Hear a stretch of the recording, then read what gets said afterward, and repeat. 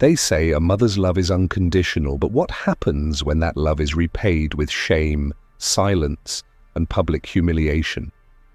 What if the very son she raised, protected, and poured her soul into becomes the one who turns against her, mocking her in front of others, twisting her words, and making her question her own worth?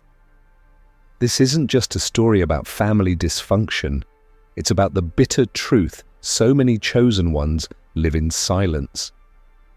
A narcissist son doesn't humiliate his mother because she failed him, but because she exposed him. Her light, her spiritual depth, her quiet strength, they threatened the false image he clung to. But why? Why does he need to tear her down to feel tall?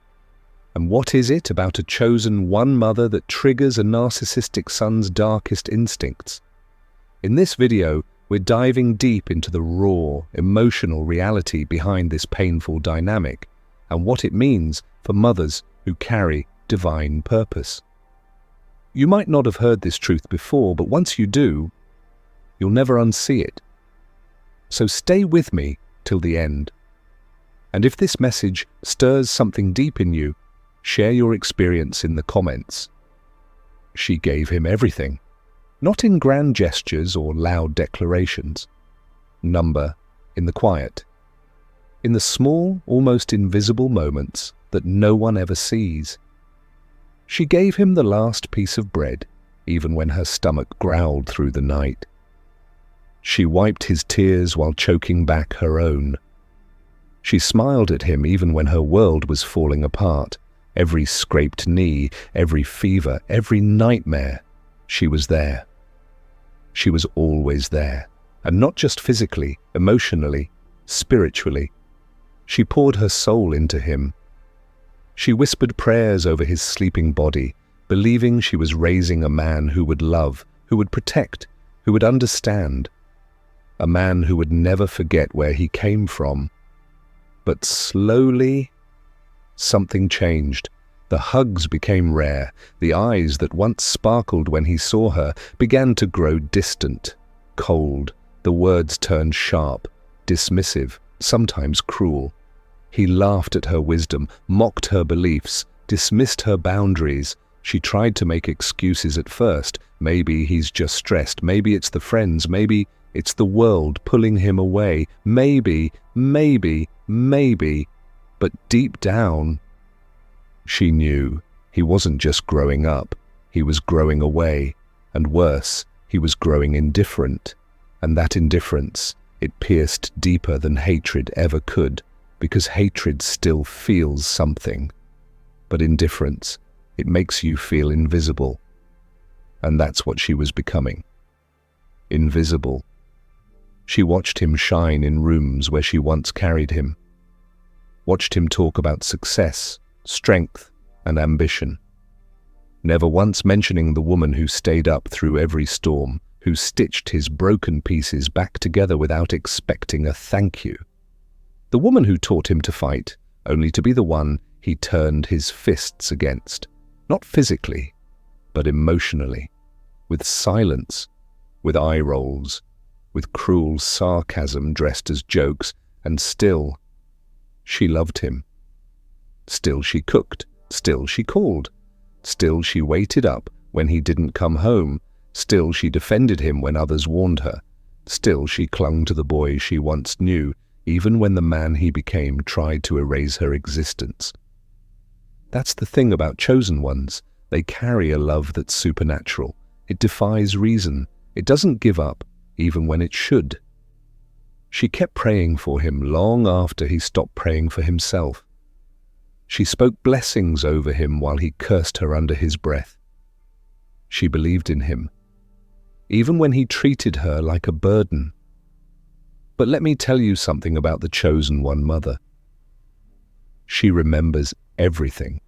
She remembers every birthday he didn't show up for, every call he ignored, every time he made her feel stupid in front of others. She remembers how he started talking to her like a stranger, how he rolled his eyes at her faith, how he called her too emotional, too sensitive, too dramatic, when all she wanted was to feel like she mattered. And do you know the worst part? She never asked for anything in return, not fame, not fortune, not even gratitude. All she wanted was respect, a little love, a little kindness, a voice on the other end of the phone that didn't sound like he was being forced to speak to her. But narcissistic sons, they don't see their mothers as people. They see them as tools, as mirrors, and when that mirror starts reflecting things they don't want to see, their own entitlement, their own selfishness, their own wounds, they break it, they shatter it, because it's easier to blame the mirror than to face the reflection. So he blamed her for everything, his failures, his pain, his lack of direction, as if she hadn't sacrificed her own dreams just to keep his alive, as if she hadn't buried parts of herself just to make space for him to grow, as if she hadn't stayed up late sewing buttons on shirts he'd later wear to impress people who didn't even know her name. He humiliated her, not because she, under the weight of love, you can rise, even after the humiliation, especially after the humiliation, because that's when your power returns, not as a roar, but as a quiet, unshakable knowing you were always enough. And now you finally remember. She used to measure her worth through his moods, every sigh, every sarcastic jab, every cold shoulder. She internalized them like failures. If he was angry, it meant she'd done something wrong. If he ignored her, it meant she wasn't enough. So she tried harder. She bent further. She cooked his favorite meals, paid for his messes, defended him when others raised an eyebrow. And when that still wasn't enough, when he looked her in the eyes and made her feel invisible, she cried behind closed doors, then wiped her face and tried again. Because somewhere deep in her soul, she believed that if she could just love him the right way, he would come back to her. The son she once knew. The boy who used to hug her knees and whisper, "You're the best mommy in the world." That version. The one who was sweet before the shadows entered.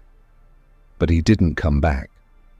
Instead, he got colder, smarter, more calculated. The more she gave, the more he took. And when she stopped giving, he punished her with silence, with humiliation, with words that sliced through her like razors disguised as concern. "You're too sensitive. You always make it about you. No wonder Dad left." Words chosen to crush, words engineered to control. And she, being the empath, the chosen one, the mother who never stopped believing in the good, held on to hope even while her spirit bled. Until one day the silence became too loud, not his silence, but hers, the silence of a soul that had finally had enough. It wasn't a dramatic moment. There was no explosive fight, no declaration of war.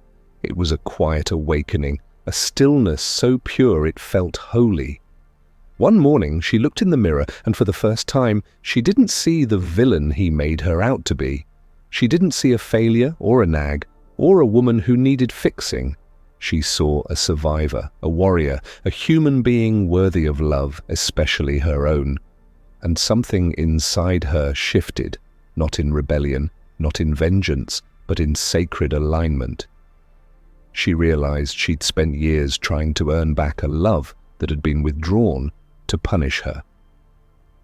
She saw how her son's narcissism wasn't a reflection of her parenting, but of his own unhealed wounds and his refusal to face them. She understood that while she could guide, she could not fix. While she could pray, she could not change him. And most of all, she grasped this truth like a lifeline. Her awakening was never meant to please him. Because real healing, true soul-deep transformation, doesn't happen for applause, doesn't happen to prove a point. It doesn't even happen to repair a broken relationship. It happens because the soul demands to be whole again. It happens because you cannot live your truth while dragging the weight of someone else's denial. It happens when you stop begging for breadcrumbs of affection from the very hand that bruised you. Her awakening came when she stopped seeking his approval and started seeking her own presence, her own peace. And as she awakened, she started seeing the world with new eyes. The manipulation became clearer. The patterns emerged like constellations she'd never noticed before. Every time she stood up for herself, he'd twist it into betrayal. Every act of self-care was labeled selfish. Every boundary was met with guilt-tripping and gaslighting.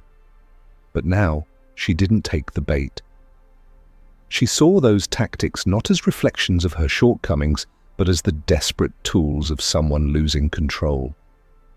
He tried to reassert that control, of course. He upped the charm in public, playing the golden son who just wanted to make peace. He spun stories about how she was losing it, bitter, too emotional. But she didn't flinch. She didn't chase the narrative. She didn't explain, defend, or justify. Because she had finally realized something sacred, she didn't owe him her silence anymore. She owed herself freedom. She began rebuilding, not the broken relationship, but herself. She revisited hobbies she had long forgotten. She redecorated her space, cleansing it of his energy. She opened windows and let light in. She started journaling, not about him, but about her feelings, her dreams, her healing. She reached out to other mothers who had walked this lonely road, and they reminded her she wasn't crazy, weak, or broken. She was simply waking up, and the more she woke up, the less she tolerated emotional crumbs, the less she craved being understood, because she understood herself. That was enough. People noticed the shift. Some tried to guilt her back into the old role, the peacemaker, the fixer, the ever-sacrificing mother. But he's your son, they said, as if biology were a license for abuse. She didn't argue, she just smiled. The wrong questions instead of, what did the mother do wrong? We should be asking, what happened to the son that made him choose control over connection? Why do we teach boys to associate emotional vulnerability with weakness? Why are mothers expected to fix wounds they didn't create? And why does a mother's suffering become invisible the moment her child becomes an adult? It's time to stop blaming mothers for the sickness their sons refuse to heal. It's time to stop questioning a mother's parenting every time a son turns cruel. It's time to start holding adult men accountable for how they treat the women who raised them, because a narcissistic son doesn't become abusive in a vacuum. He becomes that way in a world that excuses his behavior, blames the nearest woman, and shames the one person brave enough to tell the truth. So if you are a mother who is living this reality, if you've watched your son twist your love into a leash, your forgiveness into fuel for his cruelty, your presence into something he mocks, you are not alone, you are not weak, you are not crazy, and you are not to blame. You are simply someone who loved too deeply in a world that punishes women for loving at all. Let them talk, let them blame, let them whisper. Your truth is louder. And one day it will break the silence for others who are still too afraid to speak, because the truth doesn't need validation, it only needs courage. And you, dear mother, were born with more of that than they will ever understand. She could have stayed broken. No one would have blamed her. The cruelty she endured, the betrayal by the very person she gave everything to, the public humiliation disguised as harmless jokes, it was enough to turn any soul cold. But she didn't let it define her, because somewhere deep in the rubble of her heartbreak, something sacred began to stir. Something ancient, something unbreakable. At first, the healing was invisible. It was in the way she stopped justifying his behavior to others. It was in the way she removed herself from rooms that once silenced her. It was in the first breath she took without guilt. And slowly, the fog that had clouded her intuition for so long began to lift. She started to hear her own voice again. Not the voice that begged to be loved, not the one that whispered apologies for existing, but the voice of the woman she used to be, the voice of the girl she had buried beneath years of sacrifice. And that voice said, no more. No more accepting emotional scraps, no more excusing abuse, no more shrinking to make others comfortable, because she finally understood that what her son tried to break wasn't just her confidence, it was her spirit. But that spirit wasn't his to touch, it belonged to something higher. And the more she returned to herself, the more she felt it, the divine spark that had always been there. Covered, yes. Bruised, yes. But never destroyed. The rise didn't come with applause. It didn't come with validation from the world. It came in quiet moments, in solitude, in sacred rituals, in journaling, in prayer, in reconnecting with the parts of herself she had long forgotten. She began to heal the mother wound within herself. She began to see that this journey wasn't just about her and her son, it was about generations. She had inherited pain from women who came before her. Women who were silenced, women who were used, women who were blamed. And now, in choosing to rise, she wasn't just healing her story, she was healing theirs. She was breaking the cycle, ending the pattern, ensuring that future daughters would never have to beg for love from men who had forgotten how to honor the wombs that birthed them. She still loved her son. That never changed, but she no longer worshipped him. She no longer allowed his pain to dictate her peace. She understood now, you can love someone and still walk away. You can pray for someone and still protect yourself. You can be a mother and still say, enough is enough. And with every boundary she set, with every truth she spoke aloud, she rose higher, not above him, but back to herself. She no longer looked in the mirror and saw a woman who failed. She saw a warrior, a healer, a chosen one who survived not just the narcissist, but the culture that excused him. She stood taller, spoke softer, and carried herself with a peace that came not from approval, but from alignment. Her story wasn't over. In fact, it was just beginning, because the rise of the chosen one isn't just about recovering from pain. It's about reclaiming the light, the power, the purpose. It's about using every scar as proof that she lived, she learned, and she refused to stay silent. So let them talk. Let them wonder how she made it through. Let them gossip about the son who lost the best thing he ever had. She knows the truth. She lived it. She healed it. And now she carries that truth with grace, as a torch, as a legacy, as a reminder to every woman who has ever felt crushed.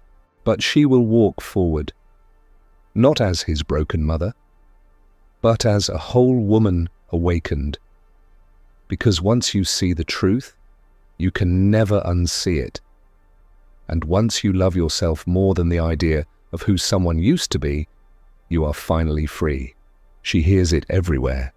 In the whispers of relatives, in the passive-aggressive comments from neighbors, in the subtle judgment wrapped in well-meaning concern from teachers, therapists, or even strangers. What did you do to make him this way? You must have coddled him too much. You must not have given him enough discipline. He treats you like that? What kind of mother raises a boy like that? Every finger points at her. Society doesn't ask what her son went through, what pain he carried, or what choices he made as he grew into a man.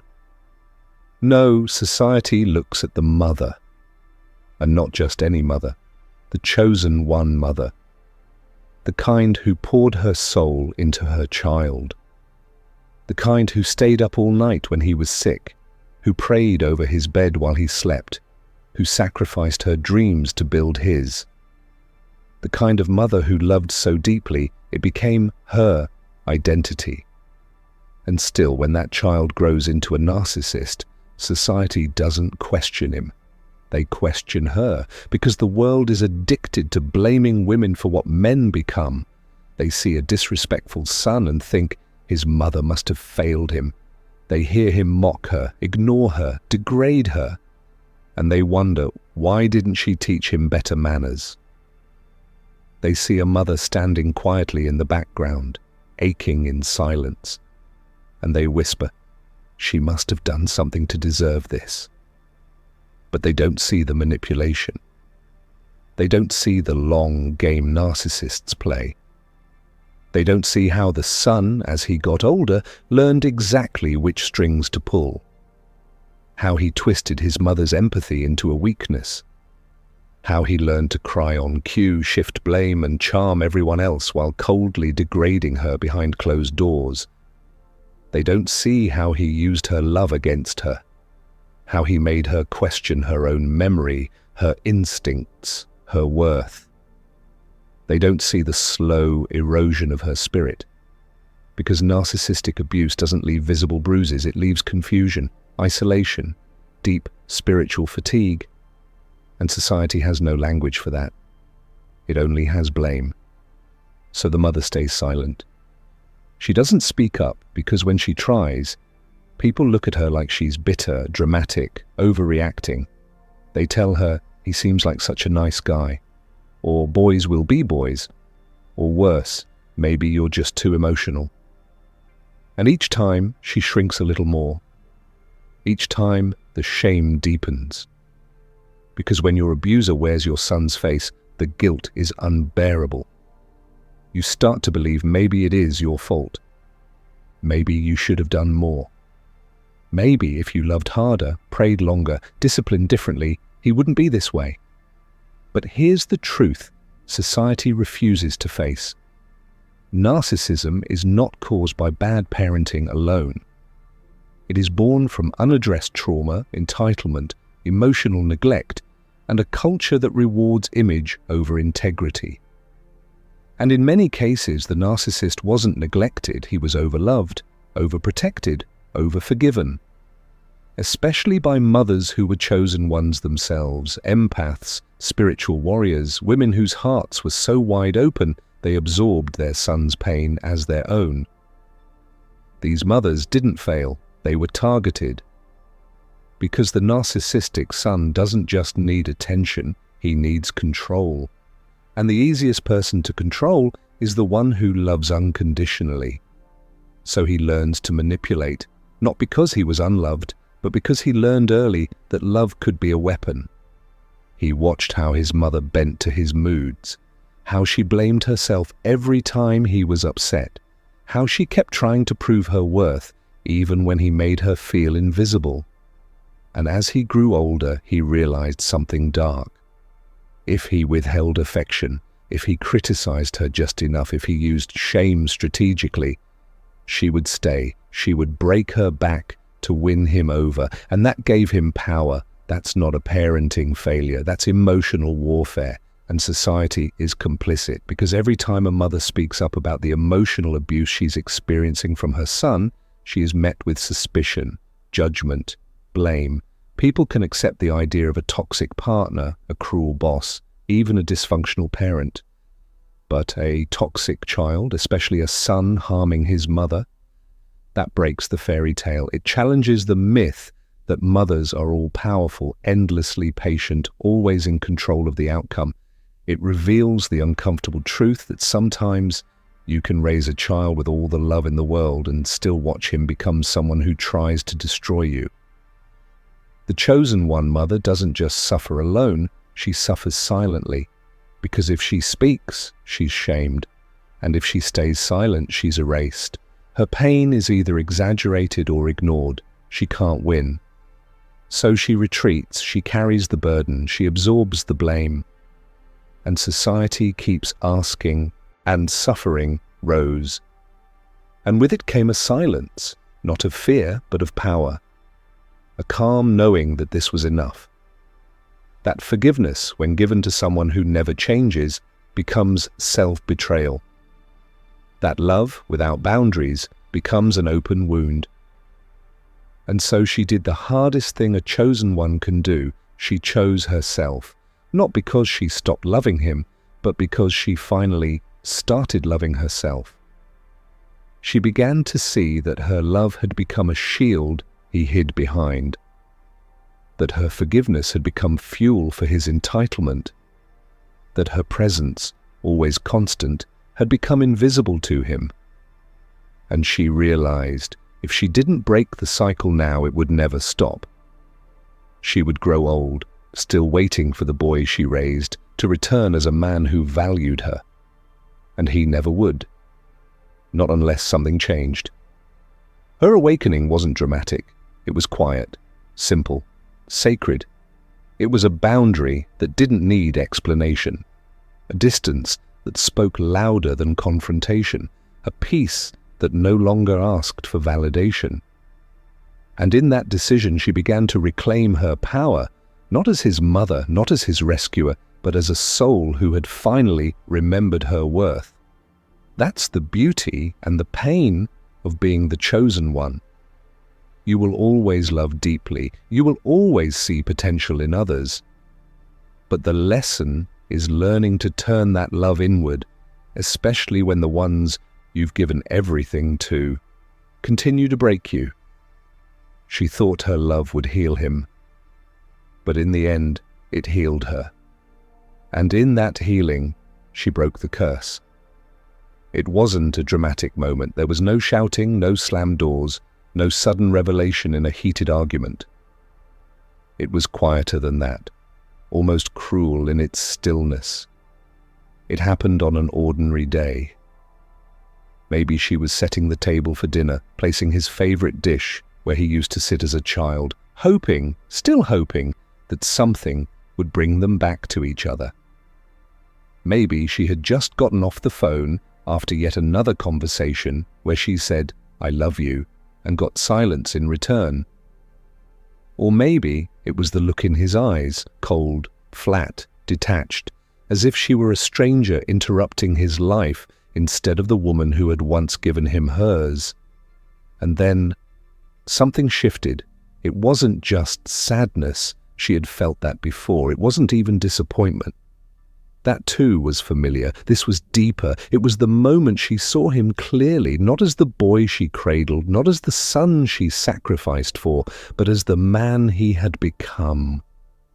And what she saw shattered her, not because he had changed, but because she finally admitted it. She saw it all at once, every manipulation, every moment he used her love against her, every time he humiliated her in public with sarcastic jokes and then laughed when she looked hurt. She remembered how often he dismissed her feelings as drama, how he twisted her concern into control, how he belittled her beliefs and turned her spirituality into a punchline. It wasn't just neglect. It was targeted, measured, a subtle, consistent erosion of her self-worth over years, so gradual she hadn't noticed she was disappearing until there was barely anything left. And suddenly it all made sense. Why she always felt like she was walking on eggshells, why she cried herself to sleep after conversations with him but still called the next day, why her spirit, once so full of warmth and intuition, now felt numb and cold around him. Because the truth was unbearable, but it was undeniable. Her son had become her abuser, not with fists, but with silence, with shame, with control, with calculated absence, with conditional love. And the weight of that realization crushed her. How could this be? How could the boy she once held to her chest, the boy who ran to her when he was scared, the boy she protected from the world, become the very person she now needed protection from? She tried to breathe, but the grief hit her like a wave, deep, suffocating, paralyzing. This wasn't just about him. It was about everything she had believed, every time she told herself he doesn't mean it. Every hope she clung to that one day he'll come back. every memory she used to justify the present. It all collapsed in that one moment. And in its place stood the raw, undeniable truth. He is not the boy anymore. He's not safe. And I can't keep bleeding to prove my love. She sat with it. Let it break her. Because sometimes the only way out is through the sorrow, through the shame, through the guilt of asking herself, did I cause this? And finally, through the liberation of knowing, no, I didn't cause it, I just kept allowing it. That moment, the moment she sees the truth, isn't the end, it's the beginning. The beginning of her rising, the beginning of reclaiming her soul, the beginning of choosing peace over pain, truth over illusion, and self-love over the endless task of fixing someone who doesn't want to be healed. And maybe he'll never understand what he's lost. Maybe he'll never look back and see the damage. Things remind him of the emotional poverty inside himself. And instead of rising to meet her where she is, he takes the easier route, pulling her down. Controlling her makes him feel big. Criticizing her makes him feel clever. Publicly shaming her makes him feel superior. When he points out her flaws in front of others, when he makes jokes at her expense, dismisses her insights, rolls his eyes as if her love is silly or embarrassing, it's not just cruelty. It's a strategy. Because if he can convince the world she's unstable, emotional, or irrelevant, then maybe he won't have to face the growing suspicion that she's right, that she's wise, that she's far more powerful than he is, even if the world doesn't see it. He breaks her spirit because it's the last thing he can't own. He can't own her intuition. He can't own her connection to the divine. He can't own her ability to love without conditions, to see through masks, to survive betrayal, and still choose softness. So he attacks those very things, tells her she's too sensitive, calls her crazy when she speaks the truth, tells others she's overreacting, manipulative, stuck in the past. It's all projection, all deflection, because her light burns his illusions, and if he doesn't extinguish her, she'll expose him simply by existing. That's the power of the chosen one mother. She doesn't need revenge. She doesn't need to scream. Her very presence is a mirror, and that mirror reveals everything he's tried to hide. But here's what he forgets. Breaking someone's spirit is not the same as killing it. She may go silent. She may weep in private. She may walk away. But her spirit? It was built in fire. It was baptized in pain. And even when shattered, it heals into something stronger, wiser, untouchable. So yes, he needs to break her spirit, because deep down, he knows. If he doesn't, she will rise. Not for him, but for herself. And in doing so, she'll reclaim everything he thought he stole. And that terrifies him more than anything. She was always the one who gave one more chance. Even when he didn't deserve it. Even when her heart was bleeding. Even when the silence turned cold and the words turned cruel. She still believed in him. Because that's what chosen one mothers do. They love past reason. They forgive past breaking. They see not just who someone is, but who they could be. And they hold on to that vision like a lifeline, even when the reality becomes unbearable. It wasn't weakness. It was her gift. From the time he was small, she saw something special in him. He was her golden thread in a dark world, her reason to keep going.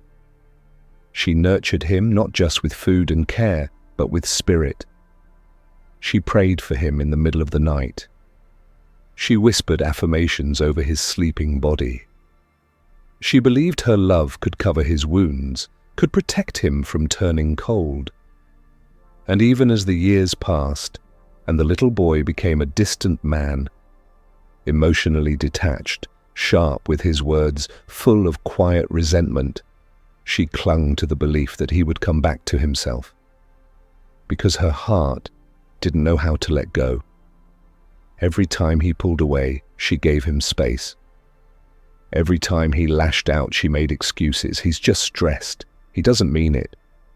Every time he humiliated her in front of others, she swallowed the pain and smiled, telling herself, "He's hurting. I just need to be patient." But patience became her prison. And love, that sacred force within her, became a leash he learned to tug on whenever he needed control. Because he knew she won't leave.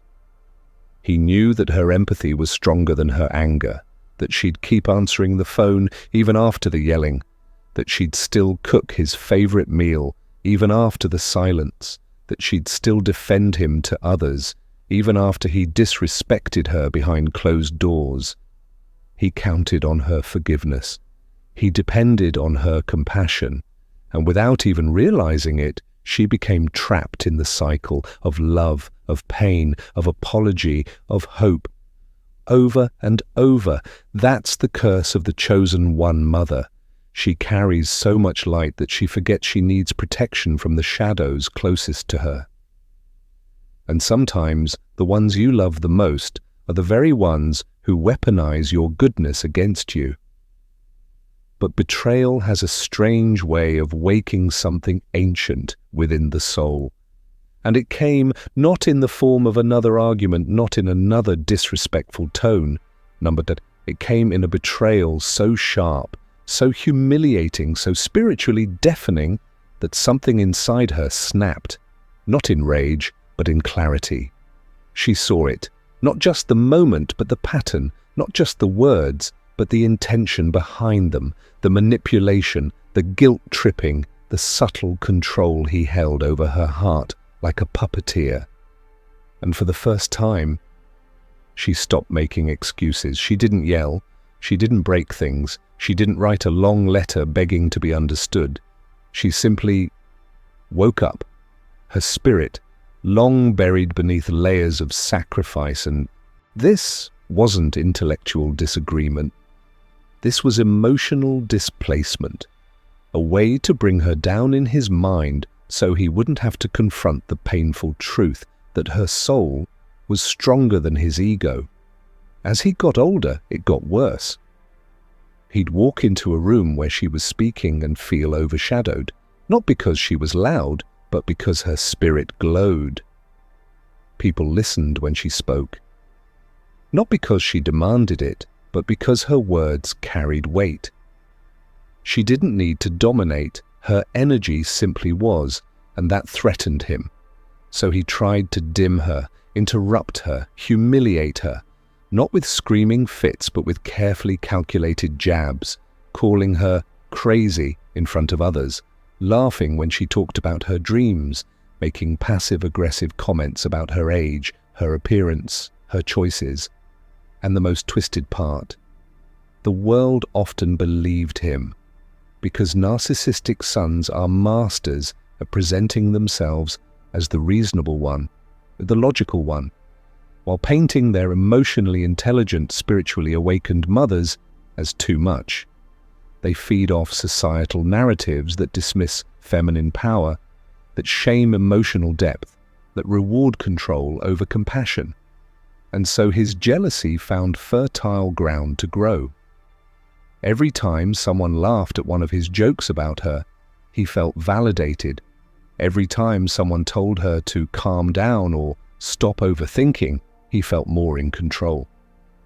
But beneath all that bravado was a boy still drowning in comparison. Because no matter how hard he tried, he couldn't replicate what she had. He could gain followers, money, influence, but he couldn't manufacture peace. He could mimic kindness, but it always felt forced. He could talk about love, but his heart stayed guarded. And watching her live in alignment, watching her trust herself so fully, was unbearable. So he punished her for it. He started pulling away, ignoring her calls, ghosting family events, speaking about her as if she were a burden, not a blessing. And if she ever confronted him, if she dared to ask why he was so distant, he turned it back on her. "You're too sensitive. You always make things about you.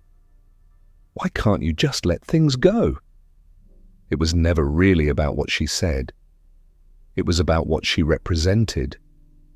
She was a reminder that love could be unconditional, that you didn't have to play games to matter, that strength could look like softness, and for a man who built his identity on ego, performance, and pride, that truth was unbearable.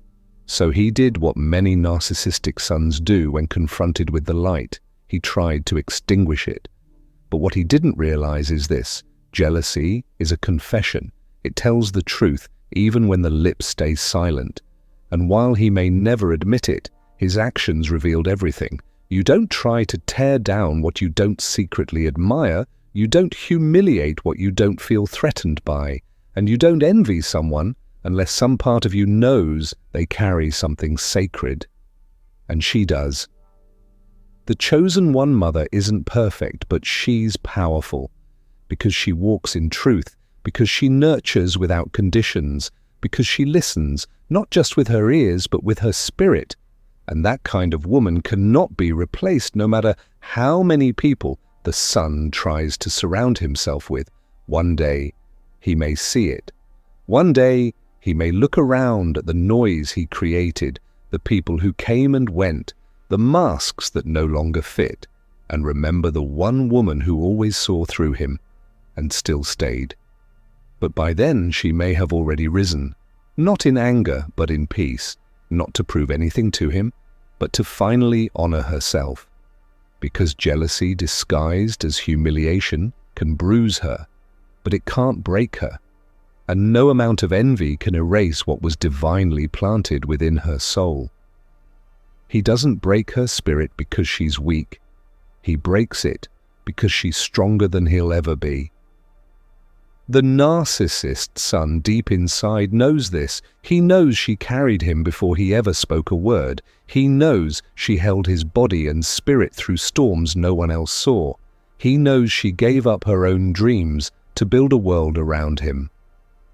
And that knowledge haunts him, not with gratitude, but with shame. Because now, as a man, he sees in her the very light he lost touch with, a light that he can't replicate, a love that he doesn't know how to return. So, rather than honor it, he tries to control it. And when he can't control it, he tries to crush it. That's why he targets her spirit, not just her actions or her words, but the very essence of who she is. You see, when a narcissist feels powerless, they don't heal. They dominate. And who better to dominate than the one person who knows their whole story? The one who sees beyond the charm, the success, the ego. The one who remembers the truth. That mother, the chosen one, the spiritually grounded, emotionally aware, deeply intuitive soul. She represents everything he isn't. Her quiet strength, her grace, her ability to forgive, her resilience. These was smothering. Like her concern was overbearing. He told people she was clingy, that she didn't understand boundaries, that she couldn't let go. He twisted the narrative so he could be the victim and she the oppressor. Because if he admitted the truth, that her presence made him confront himself, he'd have to face everything he spent his life running from. But here's the thing about chosen one mothers. They don't shatter easily. She felt the blows. She cried in silence. She questioned herself. But somewhere deep inside her spirit, she remembered who she was, what she carried. She knew she wasn't perfect, but she also knew she had poured her soul into raising a son who now mocked her. She knew her intuition wasn't madness, it was a gift. And the fact that it made him so uncomfortable only proved how far he had drifted from his own soul. Because mirrors only hurt when you don't like what you see. And this mother, this divine, grounded, spiritually anchored woman, was a mirror so clear, so honest, that he couldn't help but flinch every time he looked at her. Not because she was cruel, but because she was real.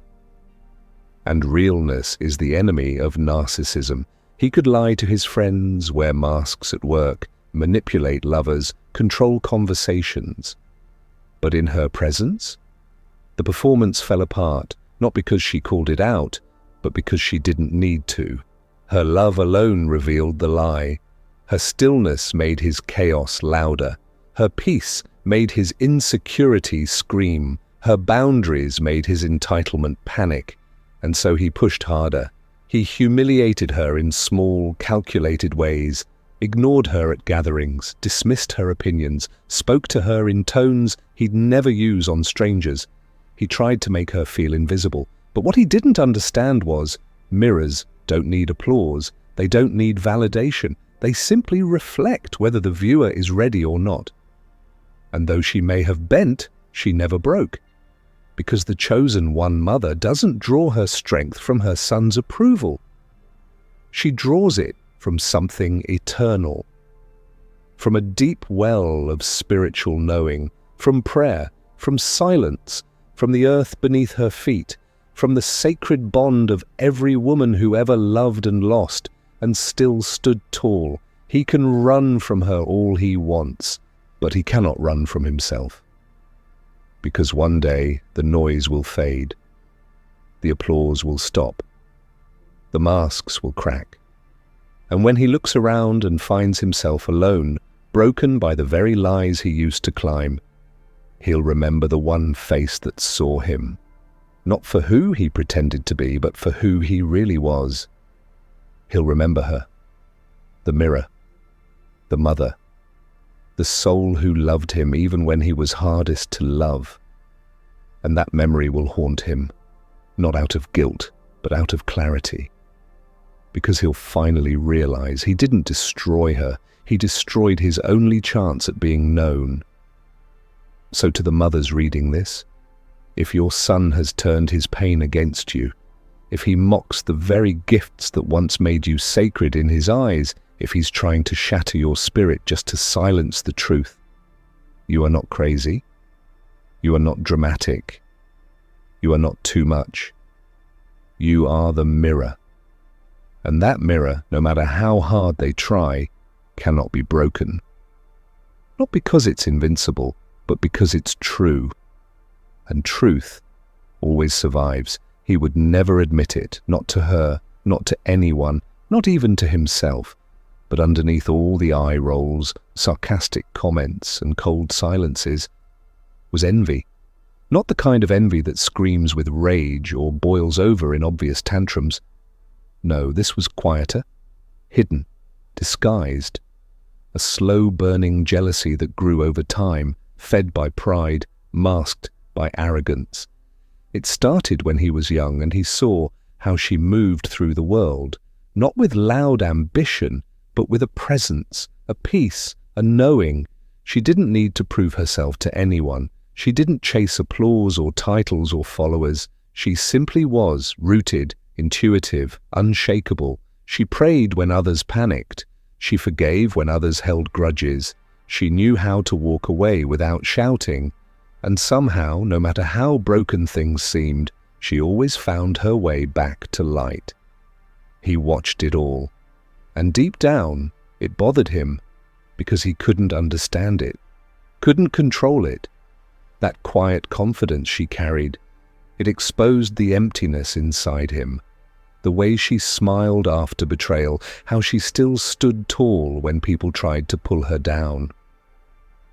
She had something he didn't, something he couldn't fake, spiritual grounding, emotional resilience, a kind of inner power that made his external success feel hollow. And so, jealousy began to form. But because it felt wrong to envy your own mother, the emotion twisted itself into something more acceptable, criticism. He began to find fault in her kindness. He mocked her beliefs, calling them naive. He rolled his eyes when she spoke of energy, of God, of intuition. He labeled her softness as weakness, her wisdom as superstition, her emotions as overreactions. But make no mistake, distant in control. And when the pain grew louder, he didn't cry. He attacked. And who did he attack first? The one person he knew would never stop loving him, his mother. The chosen one mother whose very presence reminded him of everything he suppressed. Her intuition threatened him. Her emotional depth annoyed him. Her spiritual strength exposed his weakness. So he turned her into the enemy. He projected his unhealed wounds onto her. Every time he felt small, he made her feel smaller. Every time he doubted himself, he found a reason to blame her. Suddenly she was too much, too controlling, too emotional. He didn't see her love, he saw a mirror. And because he couldn't face the broken parts of himself, he shattered her instead. That's what unhealed wounds do when they're left to rot. They don't stay silent. They bleed onto everyone around them. And for narcissistic sons, the mother becomes the easiest target. Not because she failed him, but because she saw him. And being seen, truly seen, when you're still hiding from yourself, feels like an attack. So instead of healing, he weaponized the very love that once protected him. He didn't just hurt her, he scapegoated her. He made her carry the weight of his pain. He rewrote the narrative so he could stay the victim and she could be the villain. And all the while, she stood there, confused, heartbroken, wondering how the boy she cradled became the man who now looked at her with contempt. But this is the bitter truth. When a son refuses to face his own wounds, he will turn the one who nurtured him into the one he resents, because it's easier to hurt the healer than to face the healing. She was never just a mother. She was a force, not loud, not boastful, not demanding, but deeply rooted, deeply knowing, the kind of woman who didn't need to speak to command attention. Her presence alone shifted the energy of a room. She could feel things others couldn't, sense things unspoken. Her eyes, though soft, held stories of survival, of divine wisdom, of ancestral strength passed down through generations. She was intuitive in a way that couldn't be explained. She just knew. Knew when someone was lying, knew when a storm was coming, even when the sky looked clear. Knew what her son needed before he could form the words. And that's what scared him. Because a chosen one mother doesn't just raise her children, she sees them. Not the version they show to the world, not the charming mask, not the polished front. She sees behind it, beneath it, into the raw, vulnerable truth that others overlook. And when her son began to drift, when his ego began to outgrow his empathy, when his ambition started stepping on his integrity, she noticed. She didn't call him out publicly, she didn't embarrass him, but her silence, her watchful eyes, her knowing smile, it unsettled him more than any confrontation ever could. Because she had become something dangerous to him, a mirror. Not a mirror that reflected what he wanted to believe about himself, but one that reflected what he was trying to hide. And for a narcissistic son who depends on image, illusion, and control, that kind of mirror is intolerable. At first, it was subtle. He began avoiding her questions, rolling his eyes when she offered guidance, laughing off her intuition as old-fashioned or too spiritual. He tried to reframe her quiet wisdom as weakness. He needed her to look smaller so he could feel bigger, because deep down he knew he could impress the world, manipulate strangers, even fool himself. But he could not fool her. She remembered the boy behind the bravado, the sensitive one, the scared one, the boy who cried when he lost his toy, the boy who clung to her when thunder shook the night. And no matter how much he postured, no matter how many titles he earned or masks he wore, she could still see him. That terrified him. Because the narcissist's son doesn't want to be seen, he wants to be worshipped. And a mirror doesn't worship. It reflects, it tells the truth, even when the truth is ugly, especially when the truth is ugly. So he tried to distort the mirror. First, by dismissing her, then by mocking her, then by shaming her. If he could make her question her own wisdom, maybe he wouldn't have to face what she saw. If he could make her feel small, maybe he could forget how deeply she knew him.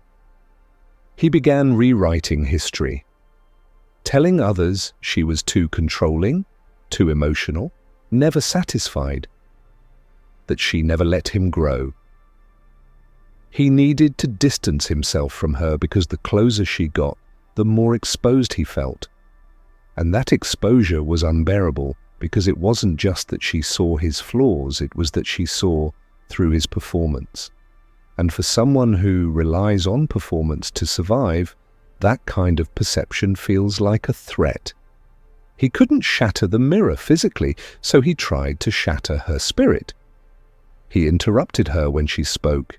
He rolled his eyes at her beliefs. He acted like her love was weak, but because her strength threatened him. Her light made his darkness uncomfortable. And the deeper her roots of wisdom went, the more he tried to uproot her. Because deep down, he knew. He knew she saw through him. She saw the boy still hiding under the man's mask. She saw the fear behind the arrogance, the insecurity behind the pride, and nothing scares a narcissist more than someone who truly sees them. So he pushed her away, mocked her, tried to erase her presence with silence and shame, and still, she stayed. Not physically, not forever, but emotionally, spiritually, because no matter how far he drifted, her heart always found a way to reach him, through prayer, through tears, through aching dreams in the middle of the night. That's the silent sacrifice, not the meals or the laundry or the long nights in hospital rooms, but the emotional cost, the slow bleeding of her soul for a son who wouldn't even notice. But here's what he forgot. You cannot kill a woman who was born chosen. You can wound her, you can mock her, you can try to silence her, but you cannot erase her purpose. You cannot dim a light that was placed by God himself. One day, maybe not today, maybe not tomorrow, but one day he will remember. He will remember who held him when he couldn't breathe, who fed him when he had nothing, who loved him when he had nothing to offer. And that memory, it will burn. Not because she wants revenge, but because the truth always returns. So to every chosen one mother who's been silently bleeding in the background, unseen, unthanked, uncelebrated, this is your reminder. Your sacrifice was never in vain. The universe saw it. God saw it. And in ways you can't yet imagine, it will return to you. Not through him, but through peace, through healing, through a life that finally honors you. You were never just his mother. You were a divine vessel, and no amount of humiliation can change that. He was her golden boy, the one who used to run into her arms with muddy hands and tear-streaked cheeks, whispering, "Mama, don't let go." The one who drew her stick figure pictures and told her she was the most beautiful woman in the world. His laughter once filled her home like sunlight. His hugs were the anchors that made every struggle worth it. She believed, no, knew, that the bond they shared was sacred. He used to sit by her side, asking questions about the stars, about life, about love. And she gave him everything, her time, her energy, her spirit. He was her reason.